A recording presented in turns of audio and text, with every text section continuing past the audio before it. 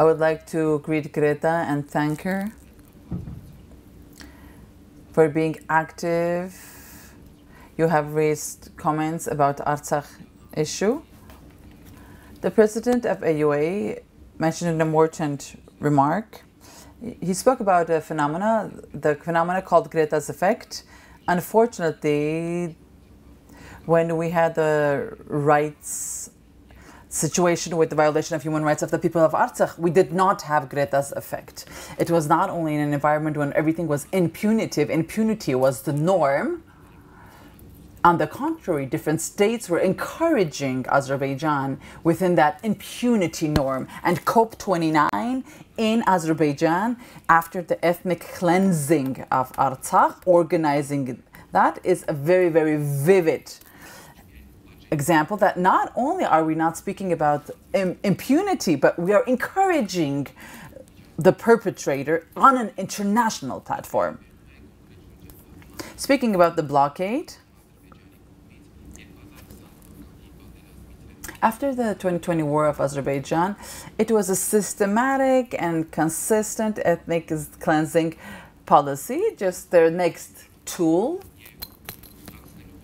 There was nothing to hide. It was just an action directly aimed. And by the way, Azerbaijan did speak about that after organizing the blockade. I'm sure you know about the famous video that was called "You Can Even Tame a Wild Cat."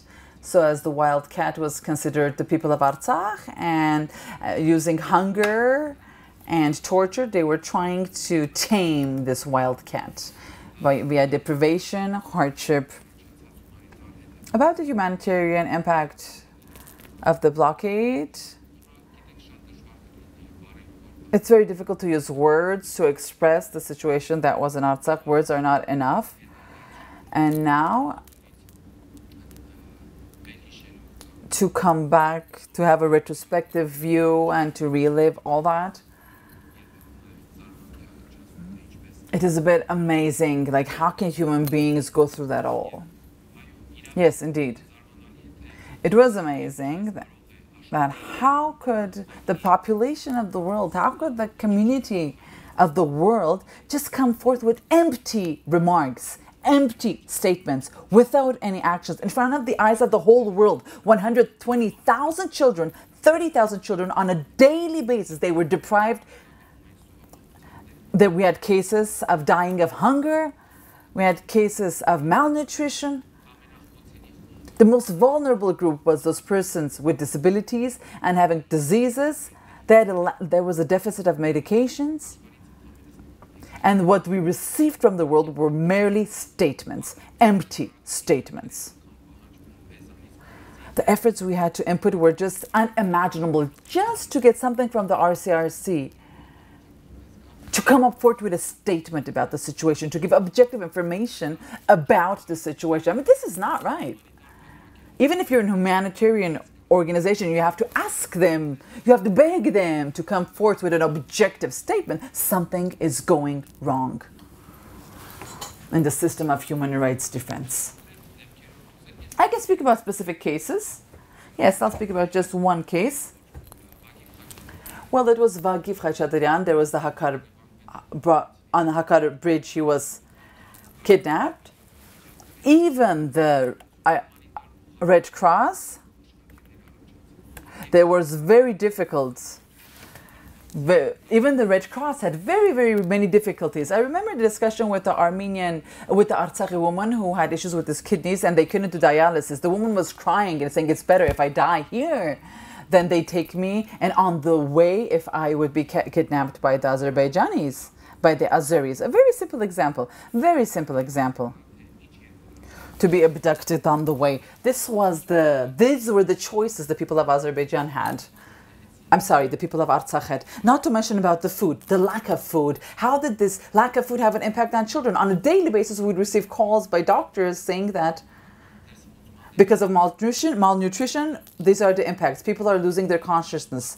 They are fainting, especially during the summer. They are fainting on the streets. A number of cases have been registered. Not only registered, but these have been raised. These issues have been raised. And the issue is that all these remained without any punishment. Impunity, total impunity, and not impunity. They were encouraged by the head and the states of many countries, and they are organizing COP29 in Azerbaijan. This is just double standards, hypocrisy. The most vivid sample of hypocrisy. It's very difficult to speak about human rights after all this and values. Speaking about vulnerable groups, and speaking about food, lack of medication, people with chronic issues, chronic diseases, what was the daily battle they had for their medication? So just literally, it was an everyday battle to go through that all day, understand the suffering they're going through, to raise these issues. It was just immense torture for all those who were trying to advocate for the human rights in Artsakh. During that period of time, and the irrelevant or absent statements by the international community and no impunity of Azerbaijan, what was the result? 2023 in September by Azerbaijan, the next regular aggressive actions, and the ethnic cleansing was just there. Up to now, until 2020, we had 145,000 Armenians living in Artsakh. Now we have 13 Armenians living in Artsakh. 13 Armenians living in Artsakh. This is the picture. Just the facts and figures say it all. And the whole world, you can see what is the agenda of human rights. Yes, we do have the foundations for it, but practically, I mean, it's just something on paper, just on paper. And it's just for,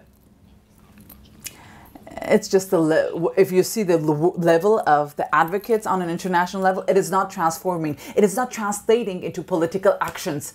It is just paperwork by the advocates. That's all for now. If there are any additional questions, I would love to respond to them.